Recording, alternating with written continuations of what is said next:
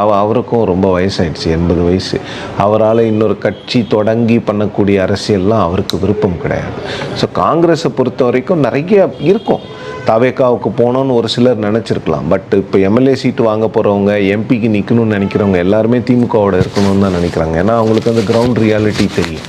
Election நீங்கள் போய் win பண்ணோன்னா அது ஒன்றும் ஒரு சாதாரண விஷயம் கிடையாது.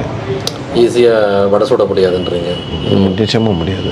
எலெக்ஷன் அப்படின்னும் போது உங்களுக்கு பூத் லெவல் ஏஜென்ட்ஸ் வேணும், கீழே ஒர்க் பண்ணுறதுக்கு ஆள் வேணும், கீழே உங்களுக்கு வந்து பூத் ஸ்லிப்லேருந்து எல்லாத்தையும் டிஸ்ட்ரிபியூட் பண்ணுறதுக்கு ஆள் வேணும், ஒரு வேளை பணம் கொடுத்தீங்கன்னா பணம் கொடுக்குறதுக்கு ஆள் வேணும். இதெல்லாம் வந்து சிஸ்டம். நீங்கள் வந்து சின்னத்தை கொண்டு போயிட்டதுனாலே மக்கள் உங்களுக்கு ஓட்டு போட்டுருவாங்கங்கிறது ஒன்றும் கிடையாது. நீங்கள் வந்து ஒருத்தர் வந்து கள்ள ஓட்டு போடுறாருன்னா உங்களுக்கு அந்த பூத்தில் பழக்கம் இருந்தால் தான் அவர் வந்து உண்மையிலே கள்ள ஓட்டு போடுறார், அவர் ஒரிஜினல் ஓட்டரா கள்ள ஓட்டு போடுறவரான்னு உங்களுக்கு தெரியும். இல்லைன்னா உங்களுக்கு தெரியாது. ஏடிஎம்கே டிஎம்கே வந்து ஒரே ஒரு